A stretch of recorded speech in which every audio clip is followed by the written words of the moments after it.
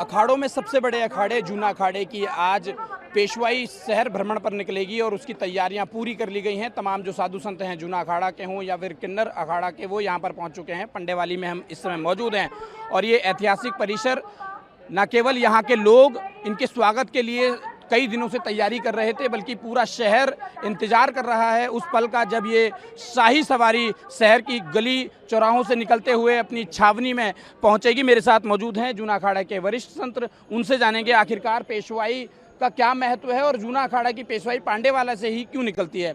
स्वामी जी, ये बताएं कि कुछ देर बाद पेशवाई पूरे सज-धज के साथ निकलेगी, हाथी घोड़ों के साथ निकलेगी।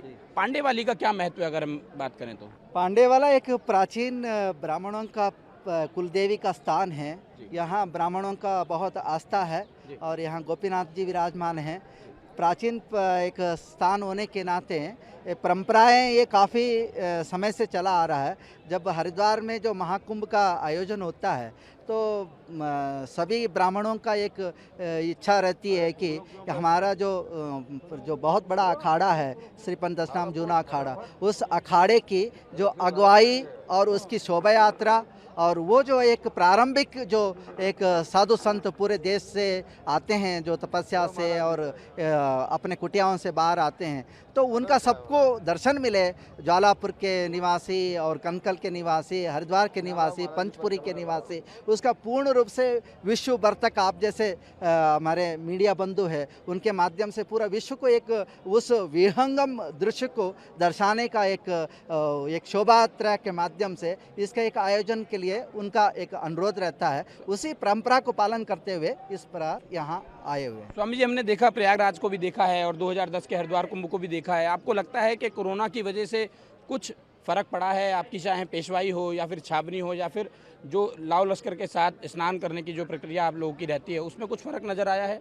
हाँ, इसमें कोई संदेह नहीं है। कोरोना ने बहुत बड़ा अपना प्रभाव डाला है कि वो चाहे आर्थिक हो, सामाजिक हो या चाहे वो सांस्कृतिक हो, सभी आयोजन में उसका फ़र्क पड़ा है। लेकिन कहीं ना कहीं ऐसा लगता है कि कुछ आयोजनों को जो करने का तरीका है, उत्तर प्रदेश में योगी जी ने बहुत धूमधाम से माघ मेला हो चाहे वृंदावन की मेला हो, उसको पूर्ण रूप से भव्य रूप में आयोजन कर रहे हैं।